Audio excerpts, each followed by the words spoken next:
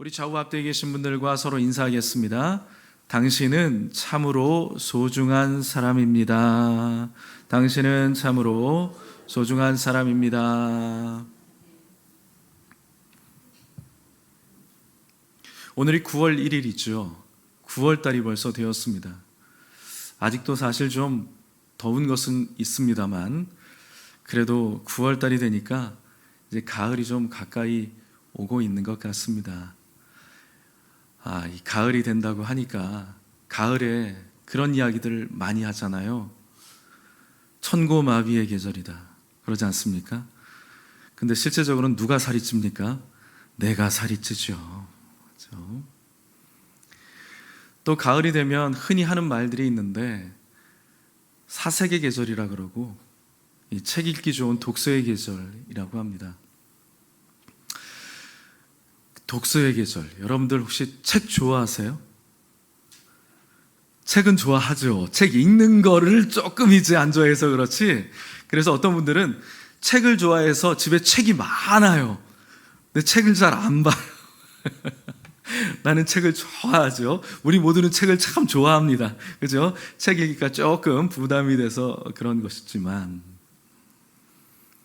제가 오늘 왜 서두에 책 이야기를 하는가 하면 여러분, 우리가 책을 볼 때 정말 중요한 것 중에 한 가지가 무엇이냐 하면 내가 그 책을 보고 나서 그 책에서 정말 이야기하려고 하는 것이 무엇인가를 내가 딱 알아채는 것이 그것이 중요한 것입니다.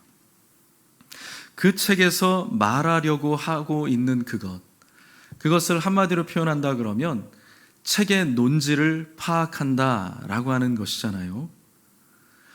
내가 그 책을 봤는데도 불구하고 그 책에서 무슨 말을 하려고 하고 있는지, 그리고 그 책의 주제가 무엇인지 우리가 알지 못한다고 한다면 우리가 그 책을 읽었어도 과연 읽었다라고 할 수 있을까?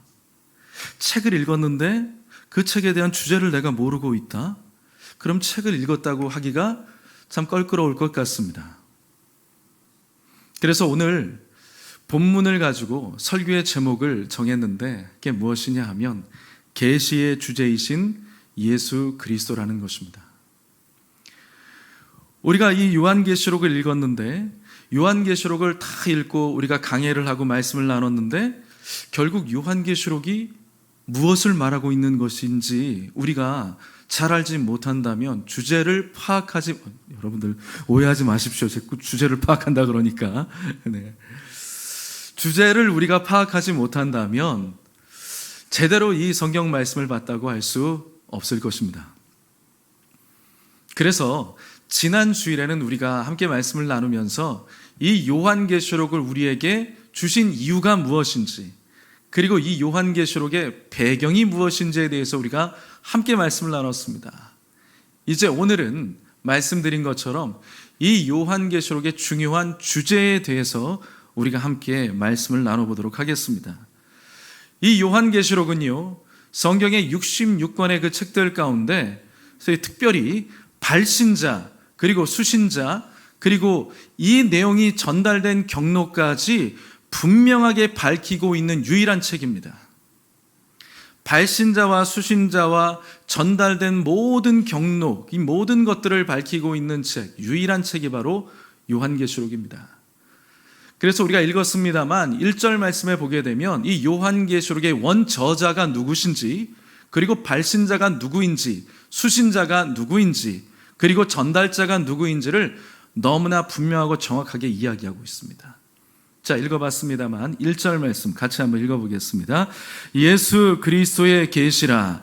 이는 하나님이 그에게 주사 반드시 속히 일어날 일들을 그 종들에게 보이시려고 그의 천사를 그 종 요한에게 보내어 알게 하신 것이라. 이와 같이 발신자, 수신자, 전달자, 그리고 원저자가 누구인지 벌써부터 말씀해주고 있는 것입니다. 그 가운데 첫 번째로 우리가 주목해야 할 것은 요한계시록의 발신자는 요한이라는 것입니다.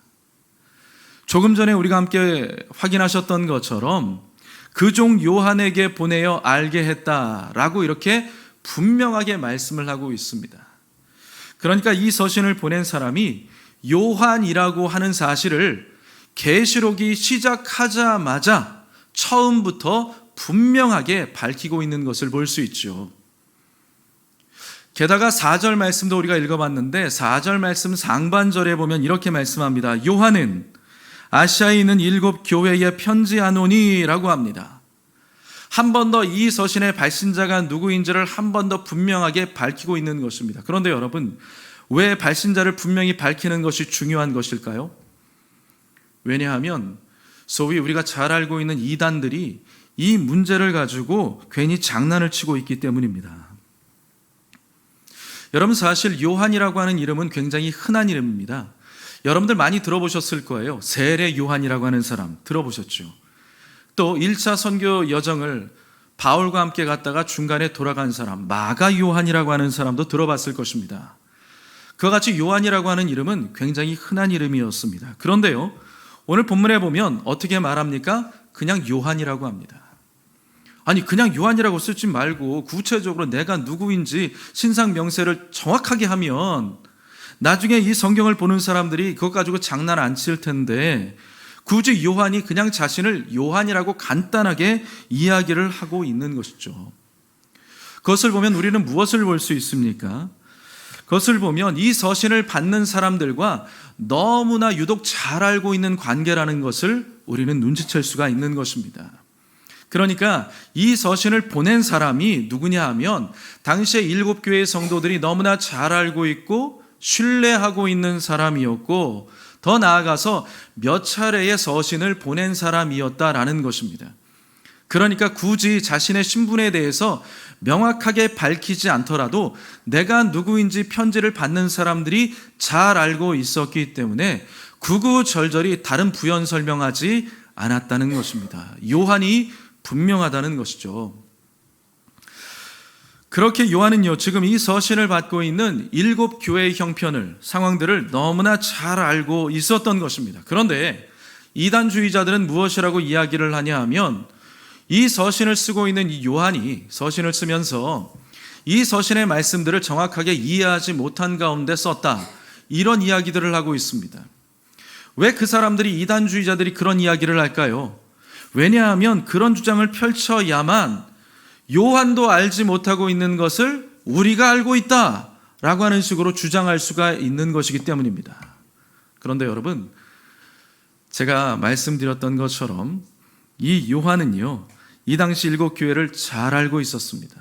항상 눈물로 기도하는 사람이었어요. 사랑의 마음으로 교회를 돌보는 사람이었습니다. 그리고 그곳에 있는 7 교회의 성도들과 교제와 교감이 있는 사람이었습니다. 너무나 잘 알고 있는, 교회를 사랑하는 사람이었습니다. 요한계시록 1장 9절 같이 한번 읽어보실까요? 나 요한은 너희 형제요 예수의 환난과 나라와 참음에 동참하는 자라. 하나님의 말씀과 예언을 증언하였으므로 말미암아 반모라 하는 섬에 있었더니. 어떻습니까? 이와 같이 요한은요, 자기만 홀로 떨어져 가지고 고생 안 한 사람이 아니라 믿음의 신앙의 공동체와 함께 늘 함께 동고동락하면서 고생한 사람이었다라는 것입니다.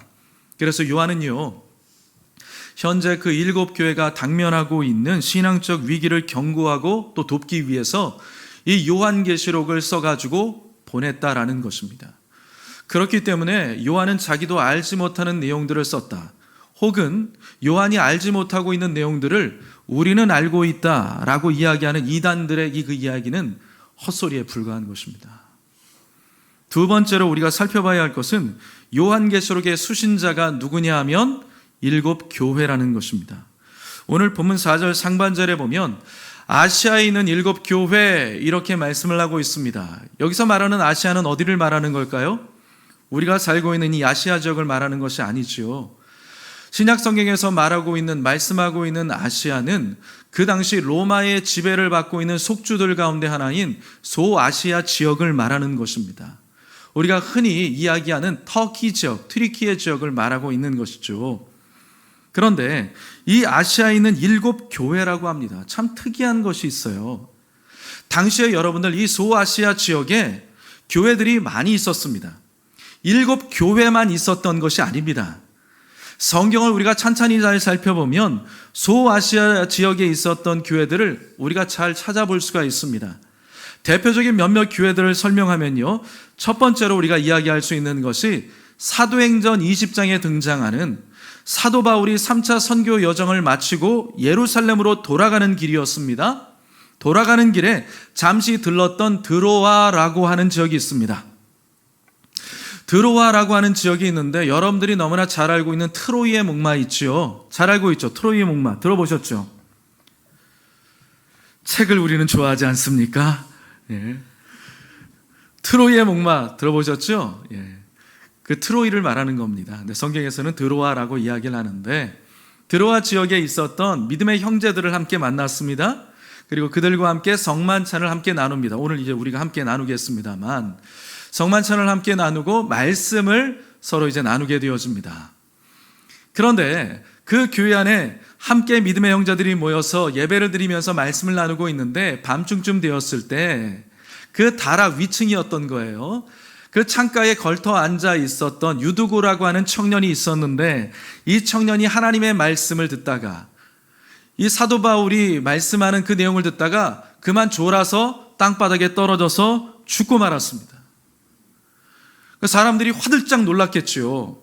이 바울이 가가지고 그런데 그 청년을 위해서 기도하자 그 청년이 기적적으로 죽었다가 깨어나는 놀라운 그런 기적이 일어나게 되었습니다. 그 지역이 어디라고요? 드로아라고 하는 지역이었습니다. 드로아는 어디에 속해져 있는 지역이냐 하면 소아시아에 속해져 있는 지역입니다. 드로아에 교회가 있었다는 거예요. 그리고 사도 바울이 쓴 서신들 가운데 골로새서라는 서신이 있지 않습니까? 이 골로새 지역에 보내진 편지입니다. 골로새 지역에 있었던 교회들을 향해서 보내진 편지였는데, 골로새는 어디에 속해 있었을까요? 소아시아에 속해진 지역입니다. 그리고요, 그 골로새서 4장 13절을 보면 이런 내용이 등장을 합니다. 같이 한번 읽어보겠습니다. 그가 너희와 라오디게아에 있는 자들과 히에라볼리에 있는 자들을 위하여 많이 수고하는 것을 내가 증언하노라. 아멘. 너희와 라오디게아에 있는 자들, 우리가 이제 2장과 3장에서 이 요한계시록 2장과 3장에서 나오는 7교회에 대해서 나중에 살펴보겠습니다만, 그 7교회 가운데 마지막에 나오는 교회가 라오디게아 교회입니다. 소아시아에 있었던 7교회 중에 하나였어요. 근데 라오디게아에 있는 자들과 또 어디에 있는 자들이요? 히에라볼리에 있는 자들. 그러니까 라오디게아에 있는 그 교회 성도들과 히에라볼리에 있었던 교회 성도들을 지칭하고 있는 것입니다. 그러니까 히에라볼리는 또 어디 있었느냐? 소아시아에 있었던 것입니다. 여러분, 그와 같이 당시에 소아시아에요, 다른 교회들, 엄연히 존재하고 있었던 교회들이 많이 있었습니다. 그런데 왜 유독 주님께서 7교회라고 지칭을 하고 계신 걸까요? 거기에는 특별한 의미가 있기 때문인 것입니다. 여러분들은 책을 좋아하신다고 했죠. 그럼 여러분들은 혹시 어떤 숫자를 좋아하십니까? 행운의 럭키 세븐이요. 로또를 하실 때 몇 번을 갖다 찍으십니까?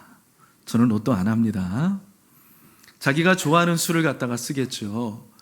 자, 우리나라 대부분 사람들은요, 숫자 가운데 좋아하는 것 하나가 바로 7이라고 이야기할 수가 있죠.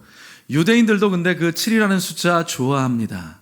그런데 특별히 유대인들이 가지고 있는 숫자의 개념 가운데 7은요, 완전수를 의미합니다.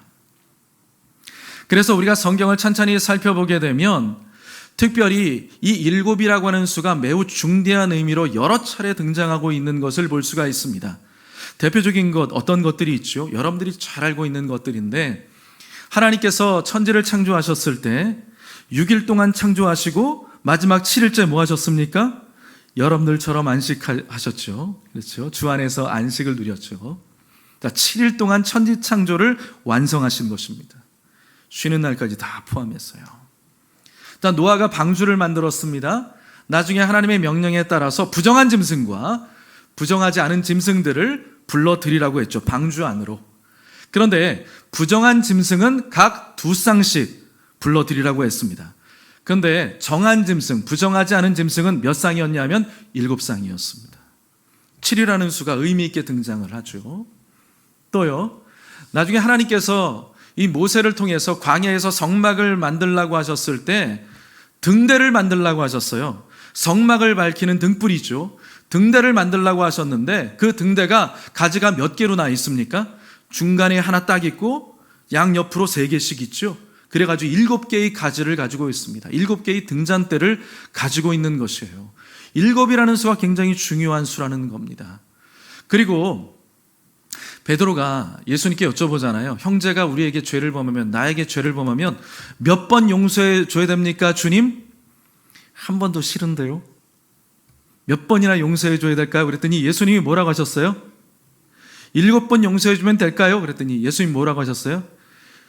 뭐라고 하셨습니까? 큰일 났네. 큰일 났어 이거. 70번씩 7번이라도 하라 그랬죠? 그러면 몇 번입니까? 수학은 잘하는데 산수가 잘 안 돼가지고 좀 문제긴 합니다. 예. 77에 49, 490번? 그럼 490번 하면 된다는 소린가요? 아니죠. 완전수 7이 들어갔는데 70번을 이야기한다는 것은 무엇이냐 하면 7 곱하기 7 곱하기 10 이렇게 되는 거잖아요.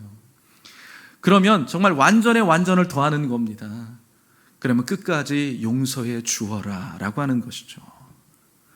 그렇게 의미 있는 수로 7이 등장하는 것을 볼 수가 있습니다. 그런데 특별히 이 요한계시록에도 그와 같은 숫자의 개념들이 등장을 하고 있는 거예요.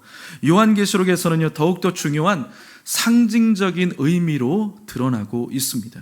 그렇기 때문에 오늘 본문에 말씀하고 있는 이 7교회, 더 많은 교회들이 있었습니다. 그런데 7교회를 특별히 지칭하고 있는 이유는 무엇이냐 하면 이 7교회가요, 특별히 인구들이 많이 살고 있었고, 그리고 부유하고, 그리고 영향력 있는 그런 지역에 세워진 그런 교회였기 때문에 주변에 있는 모든 교회들을 대표한다는 의미를 가지고 있습니다.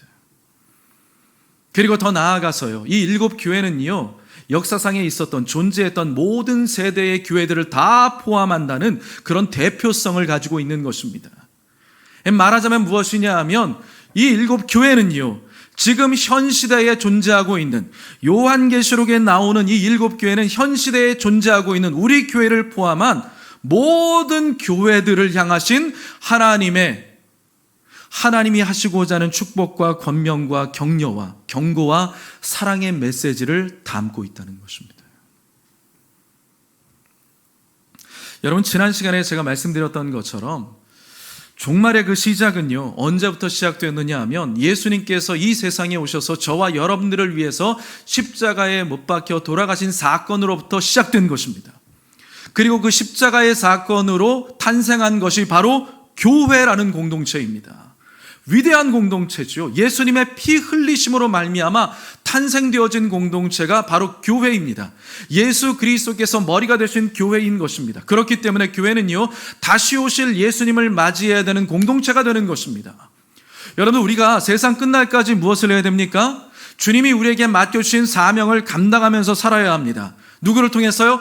나를 통해서, 그리고 내가 속해진 교회 공동체를 통해서 하나님이 우리에게 위임해 주신 사명을 감당하는 공동체가 되어야 합니다. 주님이 오실 때까지요. 그 일을 감당하는 겁니다. 그리고 주님 맞을 준비를 하는 그리스도의 백성들이 되어야 한다는 것이죠. 그렇기 때문에 교회는 참으로 중요한 공동체입니다. 그렇기 때문에 더욱더 사탄은요, 이 마지막 때에 교회를 파괴하기 위해서 혈안이 되어 있는 것입니다. 이단주의자들이 왜 지독하게 믿지 않는 사람 전도하기보다는 믿는 사람들 왜 현혹하는 걸까요? 교회가 중요하다는 것을 원수 사탄이 알기 때문입니다. 그래서 지독하게 그 교회를 찢어놓기 위해서, 파기하기 위해서 사탄은요, 지금도 맹렬하게 교회를 공격하고 있는 것입니다. 왜요? 예수님께서 그 몸 찢고 피 흘려서 피로 사신 것이 바로 교회이기 때문에. 교회는 여러분 너무나 중요한 공동체입니다. 여러분들이 이 마지막 때에 교회 안에 있어야 되는 것이 그래서 중요한 거예요. 물론 많은 이야기 할 수 있죠. 목사님, 요즘에 교회가 문제가 많아가지고. 물론 그렇습니다. 저도 통감합니다. 목회자의 한 사람으로서 참으로 부끄러운 일이 아닐 수가 없는 것이죠. 그렇더라도 여러분, 연약한 사람들이 모여있기 때문에 불완전한 모습을 보일지라도 원래 본디 교회는요, 예수 그리스도께서 주인이 되어주시는, 예수 그리스도를 머리로 삼고 나아가는 생명의 공동체이기 때문에 그 안에서 하나님이 공급해 주시는 생명을 누릴 수 있어야 된다는 것입니다. 중고등학교 사역을 하고 있었을 때 애들이 언제는 교회 나오고 언제는 교회 안 나오고 막 그러지 않습니까? 그래가지고 교회 안 나오면 또 전화를 하고 다음 주에 또 아이가 이제 오면 이야기를 하는 거예요. 야, 너 왜 지난주에 왜 교회 안 나왔냐? 이렇게 이야기하면 별의별 이야기를 다 하는 거죠. 그러면서 이런 이야기를 합니다. 아빠가 교회 끊으래요. 엄마가 교회 끊으래요. 교회가 무슨 학원입니까? 끊고 말고. 그래가지고 엄마하고 싸우다가 안 나왔어요. 애는 교회를 나오고 싶어 하는데 부모님들이 안 보내려고 하는 거예요. 교회가 무슨 학원도 아니고요.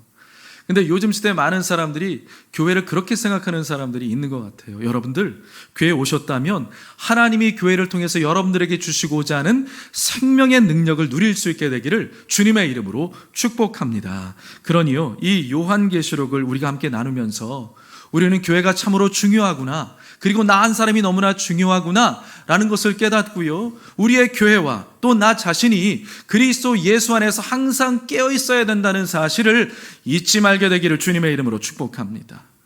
세 번째, 마지막으로요, 요한계시록의 주인공이 누구실까요? 바로 예수님이 되신다는 것입니다. 요한계시록의 전달 과정을 보면요, 요한계시록의 계시는 하나님께로부터 왔습니다. 그리고요, 그 계시가 예수님을 통해서, 천사를 통해서, 그리고 요한을 통해서, 그리고 하나님의 종된 저와 여러분들에게 전달되어진 것입니다. 그래서 본문 2절은 이렇게 말씀합니다. 같이 읽어보실까요? 요한은 하나님의 말씀과 예수 그리스도의 증거, 곧 자기가 본 것을 다 증언하였느니라. 하나님의 말씀이라는 것이죠. 예수 그리스도의 증거라는 것입니다. 이 요한계시록의 말씀이 그와 같이 굉장히 중요하고 무거운 귀중한 말씀이라는 것입니다. 여러분, 한 번 더 말씀드립니다. 분명히 요한계시록의 말씀은 하나님의 말씀입니다. 그렇기 때문에 그 말씀을 우리가 살펴볼 때는 사사로이 우리의 지식을 가지고 푸는 것이 아니라 성령님이 우리에게 주시는 지혜를 가지고 그것들을 풀 수 있어야 되는 것이죠. 겸손한 마음을 가지고 이 시대에 하나님이 나에게 어떤 말씀을 조명해 주시는지 듣고자 하는 마음을 갖고 겸손하게 그 말씀을 받을 수 있어야 되는 것입니다. 하나님의 말씀입니다. 그리고 요한계시록은요, 예수 그리스도를 통해서 완성된 하나님의 약속을 잘 설명해 주고 있습니다. 하나님이 이루시게 되는 그 나중에 종말의 완성, 예수님이 주인공이 되신다는 사실을 보여주고 있는 것이죠. 그렇기 때문에 여러분, 우리가 요한계시록을 살펴보면서 다른 무엇보다도 우리가 기억해야 될 것은 무엇이냐 하면 하나님 계시의 완성, 약속의 실체가 바로 예수 그리스도라는 사실을 우리는 볼 수 있어야 되는 것입니다. 그래서 여러분, 요한계시록의 말씀 가운데 하나님이 예수님을 통해서, 요한을 통해서 그렇게 우리에게, 천사를 통해서 우리에게 전달되어진 이 말씀인데, 하나님의 말씀인데 예수님이 얼마나 중요하신지요, 요한계시록의 첫 시작이 어떻게 되어 있습니까? 누구의 계시라고 되어 있습니까? 하나님의 계시라고 되어 있습니까? 예수 그리스도의 계시라고 되어 있습니까? 예수님이 얼마나 중요하신 분인지 하나님의 계시가 아니라 예수님의 계시다, 이렇게 말씀을 하실 정도였다는 거예요. 물론 여러분, 오해하지는 마십시오. 예수님의 계시라고 해가지고 성부 하나님과 보혜사 성령님을 무시하는 것이 아닙니다. 다만 요한계시록은요, 그 주제를 확실히 하고자 하는 것입니다.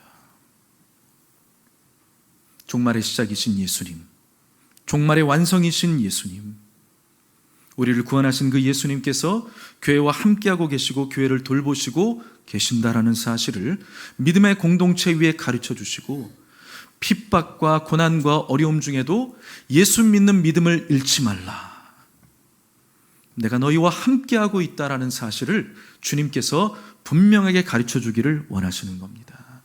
그래서 하나님의 계시라기보다는 예수 그리스도의 계시다, 그 주님이 우리와 함께하고 있다는 것이죠.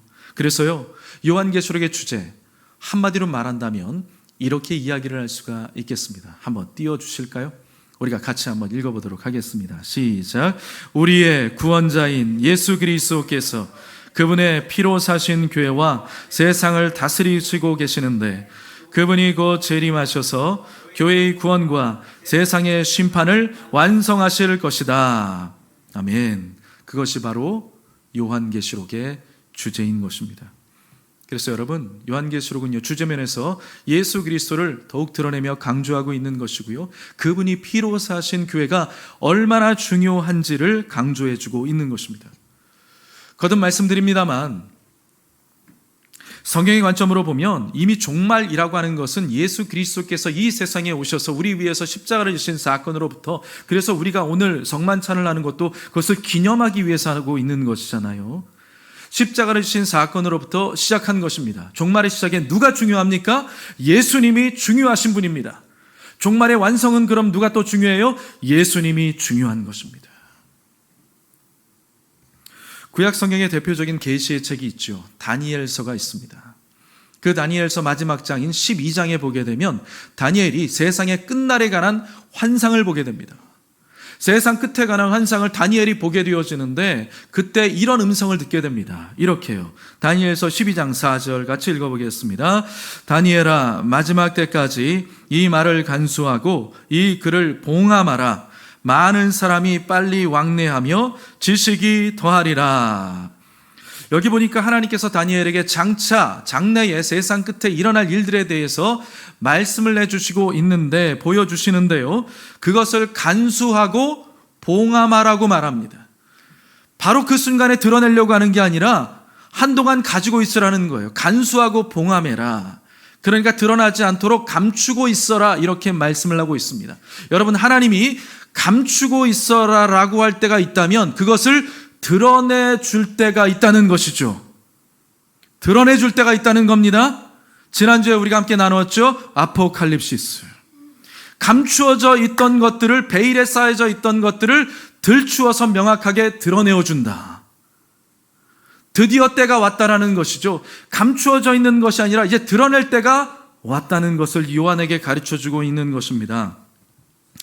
요한계시록 5장에도 보게 되면 그와 비슷한, 다니엘에게 말씀하셨던 내용과 비슷한 부분이 나와요. 조금 내용이 길기는 합니다만 같이 한번 읽어볼게요. 요한계시록 5장 1절부터 3절입니다. 같이 읽어보겠습니다.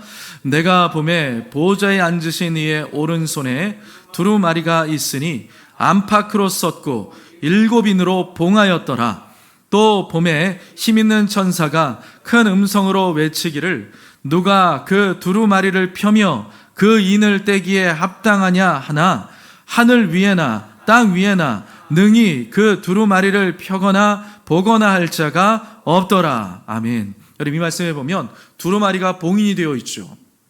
이제 드디어 때와 시기가 되어서 그 봉인을 해제하고 그 내용을 봐야 되는데 지금 보니까 뭐라고 합니까? 마지막 때에 그 봉인을 뗄 사람이 없다는 것입니다. 뗄 사람이 없다는 거예요. 그러면 하나님이 예정하신 그 뜻이 이루어져야 되는데 그것이 이루어지지 못하고 있다는 겁니다. 그런데 놀랍게도 뒤이어서 이렇게 하나님 말씀하시는데 봉인을 뗄 자가 등장을 합니다. 그분이 누굴까요? 예수 그리스도시죠. 지금 조금 길게 읽으셨는데 지금 읽어야 하는 것은 조금 더 깁니다. 자, 마음을 단단히 먹고 한번 읽어보겠습니다. 요한계시록 5장 4절부터 7절입니다. 시작. 그 두루마리를 펴거나 보거나 하기에 합당한 자가 보이지 아니하기로 내가 크게 울었더니 장로 중에 한 사람이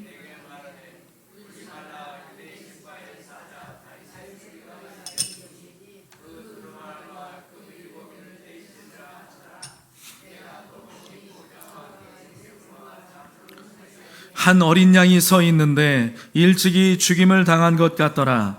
그에게 7뿔과 7눈이 있으니 이 눈들은 온 땅에 보내심을 받은 하나님의 7 영이더라. 그 어린 양이 나와서 보좌에 앉으시니 오른손에서 두루마리를 취하시니라. 아멘. 여기도 7뿔 7눈 나오죠. 7이라는 수가 계속 등장을 해요. 나중에 이제 설명을 드리겠습니다만, 아무튼 중요한 것은요, 여기서 드디어 그 두루마리를 취해가지고 봉인을 해제할 분이 등장을 했다는 거예요. 소망의 메시지가 되는 것이죠. 근데 뭐라고 표현하고 있습니까? 일찍이 죽임을 당한 것 같은 어린 양이다, 이렇게 표현을 하고 있습니다. 이 일찍이 죽임을 당한 것 같은 어린 양, 누구를 표현하는 것일까요? 맞습니다.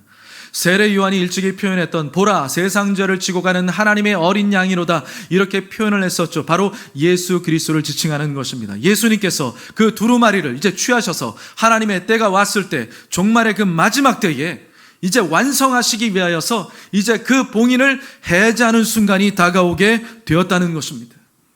문제가 해결되어지는 것이죠.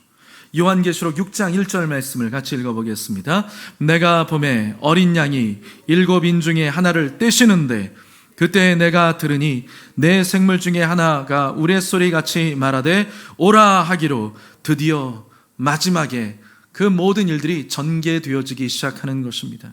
여러분, 이와 같이 이 세상 종말의 마지막 퍼즐은 예수님께서 쥐고 있습니다. 그리고 그분은요, 지금도 살아서 교회와 함께 하시고 있는 것입니다. 그래서 사실 이단들이 교회를 계속해서 공격하는 이유가 무엇이라고요?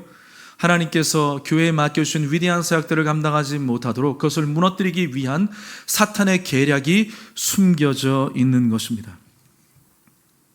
그러니 교회는요, 언제나 승리하신 예수 그리스도를 의지하고 이 세상 가운데서 원수의 그 모든 거친 공격들을 능히 맞서며 나아가는 생명의 공동체가 되어야 하는 것입니다. 여러분, 교회는요, 유람선이 아닙니다. 유람선이 아닙니다. 우리가 교회에 나와서 믿음 생활하는 것은 유람하면서 이렇게 그냥 콧노래 부르면서 그냥 편안하게 그렇게 지내기 위해서, 그래서 신앙생활하는 것이 아니라는 것이죠. 여러분, 교회는요, 유람선이 아닙니다. 교회는 구조선입니다. 사람들을 주님께로 이끌어서 그들을 구원하는 구조선이 되어야 합니다. 그리고 또한 교회는요, 항공모함이 되어야 합니다.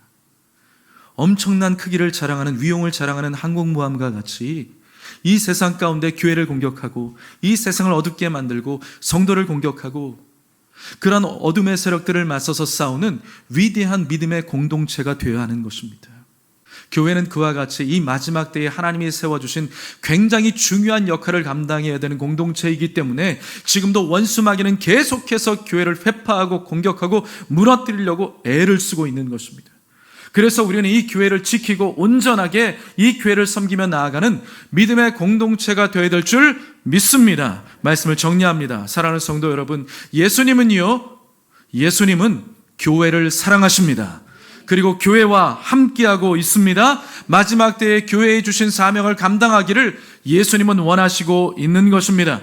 그래서 오늘도 그 교회의 머리로 함께 하시면서 교회를 지켜주시고 교회를 통해서 영광을 받고 있는 분이십니다. 그러니 십자가에서 승리하신 그 예수님께서 이 땅에 교회와 함께 한다는 사실, 특별히 우리 교회와 함께하고 있다는 사실을 잊지 말고 이 마지막 때에 주님이 우리에게 맡기신 사명을 감당하면서 주님의 오실 길을 예비하면서 많은 사람들을 예수 그리스도께로 인도하며 다니엘서에 말씀하신 것과 같이 많은 사람들을 주께로 인도하여서 별과 같이 영원토록 빛나는 저와 여러분들, 우리 교회가 되기를 주님의 이름으로 축복합니다.